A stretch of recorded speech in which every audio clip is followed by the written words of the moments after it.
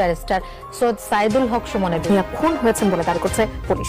আমাকে থানার ওসি উত্তরার যিনি ওই ওসি স্যার আমাকে 3টা 3:30 ওইরকম হবে ঠিক খেয়াল নেই।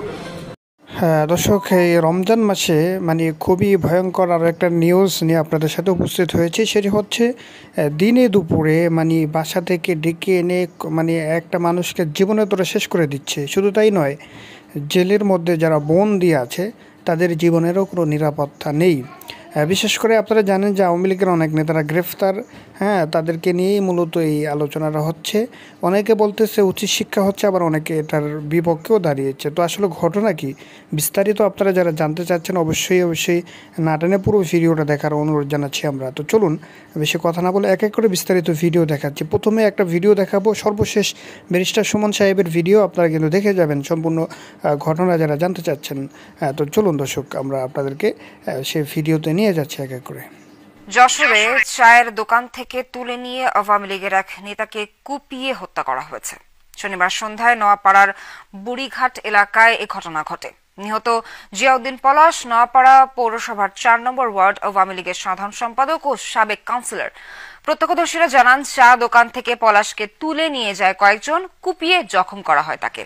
ঘটনাস্থল থেকে অভিযুক্ত পৌরসভার 4 নম্বর ওয়ার্ড বিএনপি প্রচার সম্পাদক রইস উদ্দিনকে আটক করে গণধুলাই দেয় ক্ষুব্ধ জনতা। দুজনকেই হাসপাতালে নেওয়া হয়। চিকিৎসাধীন অবস্থায় রাতেই মারা যান আওয়ামী লীগ নেতা পলাশ। পুলিশ জানিয়েছে, নৌবন্দরের একটি ঘাট দখল নিয়ে রইস উদ্দিনের সাথে বিরোধ চলছিল পলাশের। ধারণা করা হচ্ছে এরই জেরে হত্যাকাণ্ড। জিয়াউল হক পলাশ, আগের সাবেক কাউন্সিলর, তাকে রইস নামে বিএনপির এক কর্মী ঘাট দখলের কেন্দ্র করে দ্বন্দ্বে হিসেবে তুলে নিয়ে কুপিয়ে কর ভবনের পিছনে ফেলে রেখে চলে যাওয়ার সময় জনগণ কর্তৃক ধৃত হয় রহিস।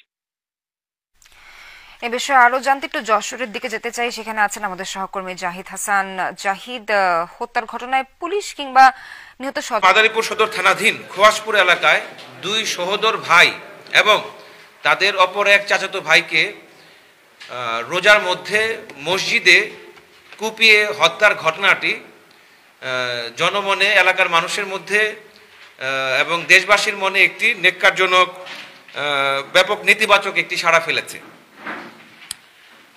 র্যাব 8 CPC 3 মাদারীপুর এবং র্যাব 4 সদর কোম্পানি ঢাকার সম্মিলিত একটি অভিযানে অদ্য 12 মার্চ 2025 তারিখ রাত্রি 2:40 ঘটিকায় ঢাকা জেলার আশুলিয়া থানাধীন চিত্রা সাহিল এলাকায় অভিযান পরিচালনা করে কাঁঠালতলা কেন্দ্রীয় জামে মসজিদ এলাকা হতে বহুল আলোচিত যমুনা ইলেকট্রনিক্স ঈদে ডাবল খুশি অফার সিজন 3, যে কোনো পণ্য কিনলেই পাচ্ছেন নিশ্চিত ঈদ উপহার।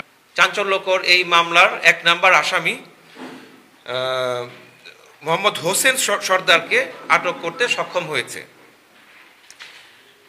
এছাড়াও র্যাব 8-এর আরেকটি আভিযানিক দল CPC 3 মাদারীপুর থেকে একই মামলার অন্য আরেকজন আসামিকে শরীয়তপুরের পালং থানার আরিগাঁও এলাকা থেকে রাতে প্রায় একই সময়ে 2টার সময় আটক করতে সক্ষম হয়েছে।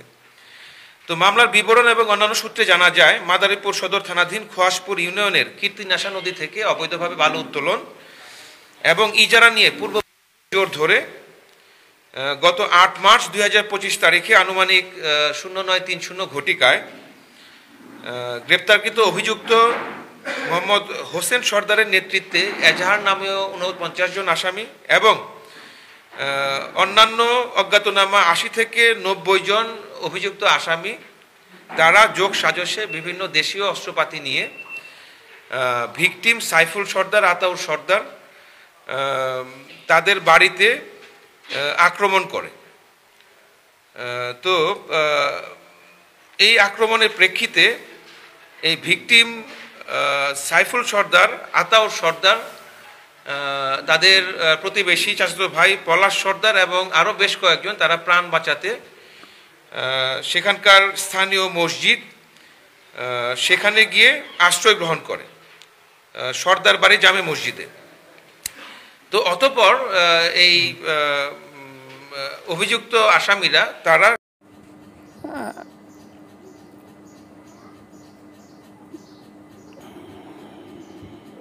হ্যাঁ দর্শক, ইতিমধ্যে যে ভিডিওগুলো আপনারা দেখতে পেয়েছেন, মানে দোনোটাই মানে বাংলাদেশের নগদের ঘটনা। তবে সর্বশেষ যে ভিডিওটা, এটা দেখলে এখান থেকে আরও কিছু তথ্য আপনারা পেতে পারেন। তো চলুন এই সর্বশেষ ভিডিওটাও একটু দেখুন আপনারা তাহলে।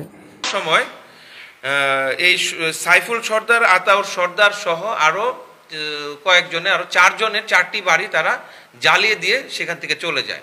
পরবর্তীতে এলাকাবাসী তারা এই আহত তাদেরকে মসজিদ থেকে বের করে কাছাকাছি মাদারীপুর সদর হাসপাতালে নিয়ে যায় এবং কর্তব্যরত চিকিৎসক এই 2 ভাই সাইফুল সর্দার এবং আতাউর সর্দারকে মৃত বলে ঘোষণা করে এবং পরিস্থিতির অবনতি থাকায় অলিল সর্দার, পলাশ সর্দার এবং তাজেল হাওলাদারকে ঢাকা মেডিকেল কলেজ হাসপাতালে রেফার করা হয়। তো নিয়ে যাওয়ার পরে তৃতীয় ভিকটিম পলাশ সর্দার, তিনিও ঢাকা মেডিকেল কলেজ হাসপাতালে মৃত্যুবরণ করেন। উক্ত এই ঘটনাটি এলাকায় ব্যাপক চাঞ্চল্যের সৃষ্টি করে। বিভিন্ন ইলেকট্রনিক মিডিয়া এটি বহুলভাবে সম্প্রচার করা হয়। এলাকার দেশের মানুষের মনে এটি একটি নেতিবাচক ছায়া ফেলে। তো এই ঘটনাটি আমাদের নজরে আসলে হত্যাকাণ্ডের সাথে সম্পৃক্তদের আইনের আওতায় নিয়ে আসার জন্য আমরা আমাদের গোয়েন্দা নজরদারি বৃদ্ধি করি।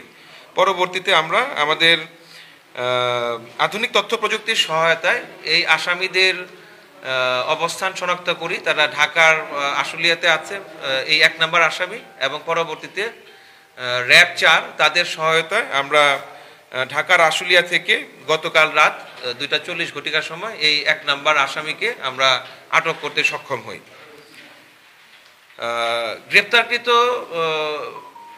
অন্য একজন আসামি যাকে মাদারীপুর থেকে গ্রেপ্তার করা হয়েছে, শরীয়তপুর থেকে গ্রেপ্তার করা হয়েছে, তাকে অলরেডি মাদারীপুর সদর থানায় হস্তান্তর করা হয়েছে এবং আমাদের গ্রেপ্তারকৃত 1 নম্বর আসামি যাকে আমরা বর্তমানে আমাদের ব্যাটালিয়নে আছে, তাকে মাদারীপুর সদর থানায় হস্তান্তরের কার্যক্রম চলমান রয়েছে। অনেক লোক জড়িত, মামলা হয়েছে 49 জনের নামে এবং পাশাপাশি আরো 70 থেকে 80 জন অজ্ঞাতনামা আসামি আছে। তো সবাই এলাকা থেকে আত্মগোপনে চলে গিয়েছে। আমরা এখন পর্যন্ত সেই অস্ত্রগুলো উদ্ধার করতে পারিনি, বাট আমাদের প্রচেষ্টা অব্যাহত রয়েছে। এতক্ষণ পর্যন্ত আমরা যেটা জানতে পেরেছি এবং এজার বর্ণনায় আমরা যেটা জানতে পেরেছি যে সেখানকার লোকাল যে বালু বাণিজ্য আছে, তারা অবৈধভাবে সেখান থেকে বালু উত্তোলন করে। যতটুকু আমরা জানতে পেরেছি যে আপনার সরকার কর্তৃক ইজারাকৃত যে বালু মহলগুলো আছে সেখান থেকে বাইরে গিয়ে বা অন্য জায়গা থেকে এই বালুগুলোকে উত্তোলন করা হয়। তো এই ব্যবসার সাথে সম্পৃক্ত থাকার কারণে এবং ইজারা ঘটিত বিষয়ে এই তার অভিযুক্ত আসামি যে আছে উনি বেসিক্যালি ভিকটিমের আপন চাচা। তো এদের মধ্যে এই ঝগড়ার কারণে এই ধরনের